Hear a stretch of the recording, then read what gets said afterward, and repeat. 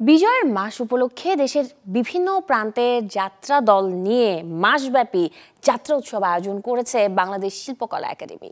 সংস্কৃতি মন্ত্রণালয়ের উদ্যোগে শিল্পকলার ব্যবস্থাপনায় গতকাল থেকে এক্সপেরিমেন্টাল থিয়েটার হলে শুরু হয়েছে এই আয়োজন। উদ্বোধনী দিনে ছিল খুলনার পাইকগাছার সূর্য তরুণ নাট্য সংস্থার মৃত্যুর চোখে জলের মঞ্চায়ন। বাংলাদেশের বিভিন্ন অঞ্চল থেকে নিবন্ধনের মাধ্যমে নির্বাচিত যাত্রা দলগুলো 1 থেকে 31 ডিসেম্বর প্রতিদিন সন্ধ্যা 6:30টায় মঞ্চস্থ করছে তাদের যাত্রাপালা।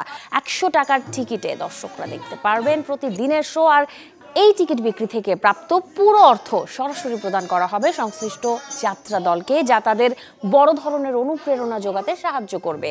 এছাড়াও প্রতিদিন বিকেল 5টা থেকে জাতীয় নাট্যশালার উন্মুক্ত প্রাঙ্গণে আয়োজন করা হয়েছে দেশাত্মবোধক যাত্রা গানের বিশেষ কনসার্ট।